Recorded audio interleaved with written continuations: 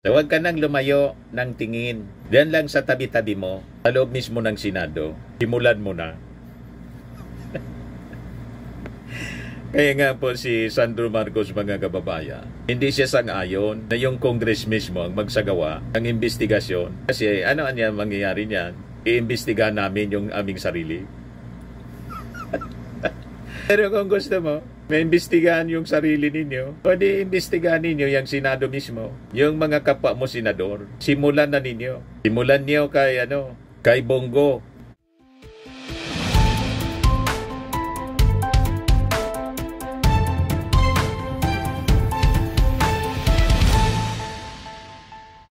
Hello po mga kababayan, si Dante Maravillas, Bicolano vlogger, broadcast journalist from Albay. Sabi ni Senador Dante Marcoleta, huhubaran daw nila yung mga tumiba sa flood control scam.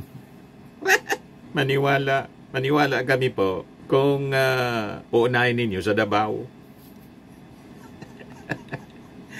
Yung flood control sa Davao kasi 51 billion ang pork barrel fund na nakuha ni Pulong during the previous administration. Pero binabaha pa rin yung Davao. Ang nagpost mismo the other day, mga kababayan, si Noel Duterte, kamag-anak ni Digong. Ito yung sabi ng Abante News Radyo. Senado hubaran mga tumiba sa flood control scam. Sige, simulan mo na.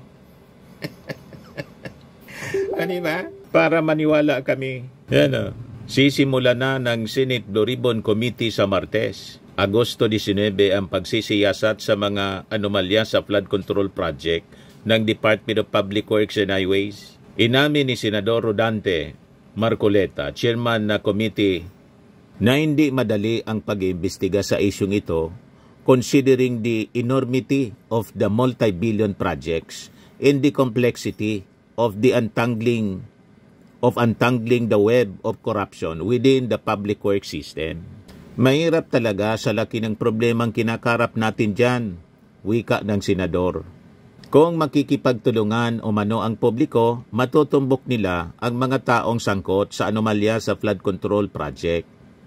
Anya, hindi lang niya tututukan ang mga kontraktor na nakasungkit ng proyekto, kundi pati na rin ang mga opisyal ng DPWH. Sabihin niyo kung magkano binibigay niyo sa mga taong gobyerno para hindi kayo ang madikdik dyan, giit ni Marcoleta, sa mga kontraktor. Simulan mo kaya sa Senado. Di ba? Para maniwala kami. At doon sa inyong sa bakuran ng inyong amo. Sa Davao, kailangang simulan sa Davao. Kasi despite na bilyon-bilyon yung na-corner, yung pondo na pork barrel kay Pulong, binaba pa rin yung Davao City. So napasaan? Saan napunta yung bilyon-bilyon pork barrel? Ito yung post ni Noel Duterte, kamag-anak ni Digong. This video was taken by Angelo Ronquillo showing the flooding situation on Jose P. Laurel Avenue, Bahada, Davao City after heavy rainfall past 8 p.m. August 15. Published by Sunstar Davao mismo. Yan o.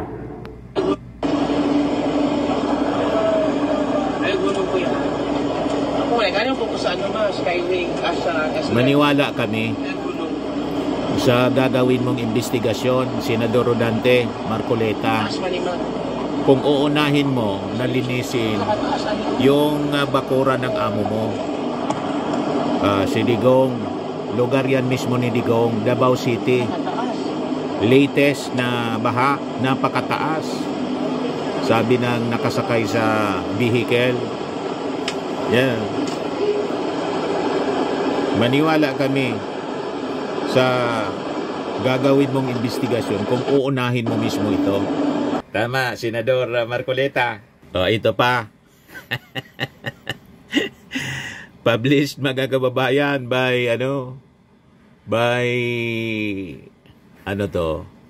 Billionario News. Yan o.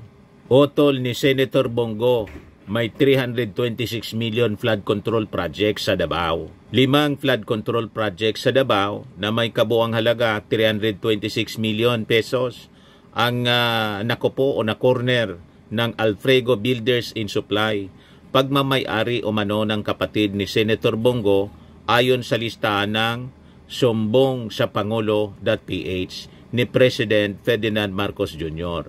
Iniulat ng Billionaire News Channel. Yan ang unahin mo. Pag ginawa po ninyo yan, Senator Rodante, Marcoleta, baka maniwala kami sa investigasyon nyo dyan sa Blue Ribbon Committee. At saka, yung kinasangkutan ni Chis Escudero, ang inyong kaalyadong Senate President. Yan o, yung report ng Rappler, Chis Escudero, top campaign donor, bags 5.16 billion in flood control projects. At inamin ni Chis Escudero, tumanggap siya ng campaign fund na 30 million pesos. Yan ang unahin mo. Baka maniwala kami. Isunod si Joel Villanueva. Yan o. Senator Joel Villanueva tumanggap ng 20 milyong piso na campaign funds mula sa isang construction company. Sabi sa report ng PCIJ, nakapalaman sa kanyang susi. Yan o. Post ni Ako si Igan, si Arnold Clavio ng GMA. Sabi niya, tilamsik ni Igan, corruption in the Philippines is no longer a hidden cancer. It is a sprawling enterprise sustained by contractors, bureaucrats in the silent connivance of the most powerful people in government. Quoting Mayor Benjamin Magalong ng Baguio City. Naku po, naloko na. Tiniyak ni Senate Majority Leader Joel Villanueva na walang senador ang konektado sa 15 top contractors ng flood control projects na inilabas ni Pangulong Ferdinand Marcos Jr. Kaya pala nakatitiyak siya dahil wala sa top 15 yung kontraktor na naugnay sa kanya matapos magbigay ng campaign contributions noong 2022 elections. Sa Statement of Contributions and Expenditures or SOSE, na isinumiti ni Senator Joel Villanueva sa Commission on Election, lumitaw ng isa sa kanyang biggest campaign donation na 20 milyong piso ay galing sa isang property developer. Ayon sa ulat na inilathala ng Philippine Center for Investigative Journalism o PCIJ, ang donasyon ng naturang construction company na 20 milyong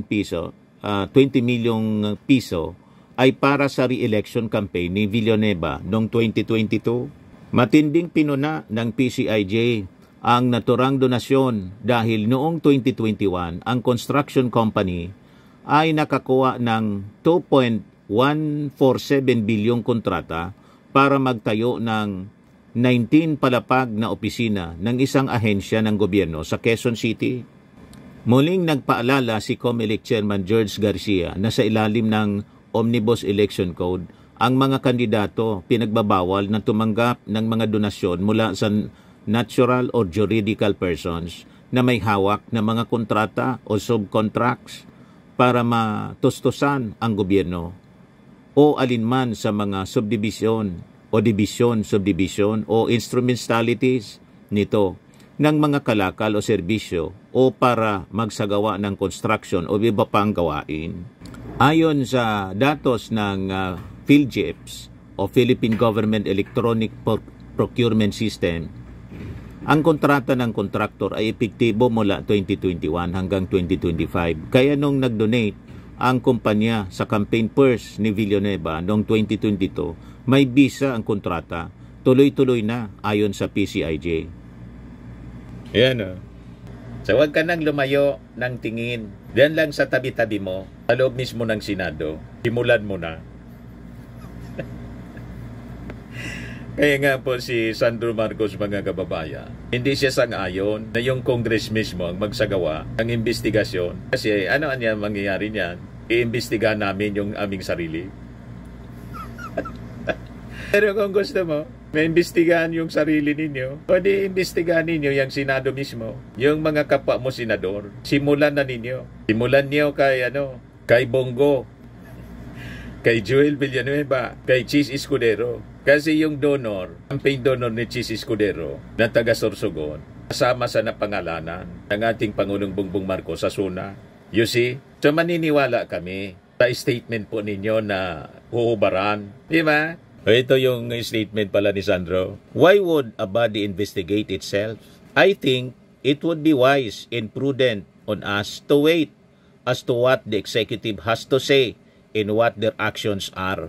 Sentido komon, mga kababayan. Kung talagang sincero ka na matukoy ang katotohanan, dapat independent body po. Pero kung mag-imbestiga ka, alam mo na yung mismong house, the lower house, the upper house, may mga sangkot. Isipin ng taong bayan, baka cover up ang gagawin, linisin lang. Di ba pa? Whitewashan niya? Hindi credible ang investigation. Tama yung statement ni Sandro Marcos. Why would a body investigate itself? I think it would be wise and prudent on us to wait as to what the executive has to say and what their actions are. Pero kung talagang gusto ninyong hubaran, hubaran na ninyo yung sarili ninyo. Diyan sa Senado, unti-unti nang nahubaran po. O diba? Yes, sabi ni Hilarion Torla Jr., senador ang mag-iimbestiga, mga senador din ang iimbestigahan, mag-aapiran lang sila. Wala pang naparusahan gaya ni Senador Jinggoy, nahatulan pero nakatakbo pa rin senador. Sabi nga niya, pag nakulong daw gaya ni Robby, nagiging senador. Dito ko rin nakita sa SOCMED. Sabi ni Jonathan Otsorom, unahin mo si Chis Escudero at Joel Villanueva na parehong tumanggap ng campaign contributions mula sa flood control contractors. Sabi ni Antonio Santos, ibaon nyo na lang sa limot yan. Wala namang mangyayari kung iimbestigan pa yan tapos at ubos na yung pera. Sabi ni Socorro Tagayon, ipakita mong fair ka. I-acquit mo na naman ang allies mo kaya ipunesto ka dyan unanimously. Duda talaga yung mga mamamayang Pilipino na whitewash ang gagawin. I-acquit yung mga kalyado. Sabi ni Mario Gracia, absuelto rin tiyak ito. Chis Escudero, top campaign donor, bags 5.16 billion in flood control projects. Sabi ni Adonis Simeon, nakakalungkot na naman ang resulta kung ang senador na naman ang mag-iimbestiga kasi pagtatakpan na naman nila ang mga kaalyado nilang magnanakaw. Sabi ni Gerald Parino, wala din namang mangyayari kung iimbestigan yan, lalo na kung may korap sa Senado. Sabi ni Dante Fernando, yari si Bongo dyan.